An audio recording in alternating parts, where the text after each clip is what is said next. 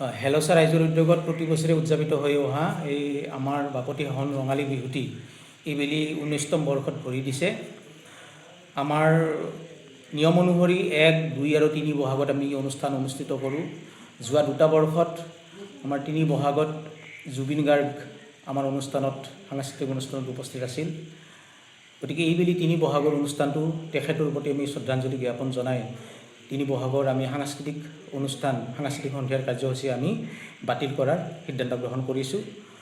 ইয়াৰ সলনি আমাৰ যি পৰম্পৰাগত বিহু, সেই বিহু আমি গৰু বিহুৰ পৰা আৰম্ভ কৰিম। গৰু বিহুৰ দিনা অনানুষ্ঠানিকভাৱে আমাৰ খেল ধেমালিসমূহ অনুষ্ঠিত হ'ব। 1 বহাগত পতাকা উত্তোলন আৰু বিভিন্ন খেল ধেমালি, আমাৰ সাংস্কৃতিক শোভাযাত্ৰা আৰু মুকলি বিহু আৰু আমাৰ যি লোক সংস্কৃতিৰ পৰিৱেশন সিদিনাই অনুষ্ঠিত কৰা হ'ব। আৰু লোক সংস্কৃতিৰ লগত জড়িত অসমৰ বিভিন্ন প্ৰান্তৰ ব্যক্তিসকলক নিমন্ত্ৰণ জনাই আমি তেওঁলোকক অনুষ্ঠান তথা তেওঁলোকক সম্বৰ্ধনা জ্ঞাপন জনোৱাৰ আমি এটা চেষ্টা কৰিম।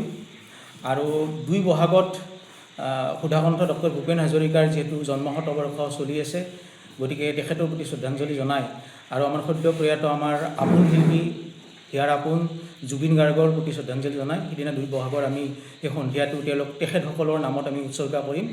গতিকে তেখেতসকলৰ লগত জড়িত, তেখেতৰ সাংস্কৃতিক কৰ্মৰ লগত জড়িত বিভিন্ন ব্যক্তিক আমি এই অনুষ্ঠানলৈ নিমন্ত্ৰণ কৰিম আৰু তেওঁলোকে বিভিন্ন অনুষ্ঠান, গীত মাত কথা পৰিৱেশন কৰিব।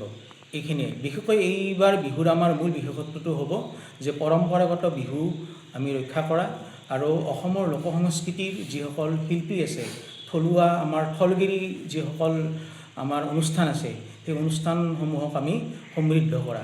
এয়াই আমাৰ হেলচা ৰঙালী বিহুৰ এইবাৰৰ বিশেষত্ব। যিকোনো খবৰৰ বাবে যোগাযোগ কৰক আমাৰ এই নম্বৰত 9181 307 221।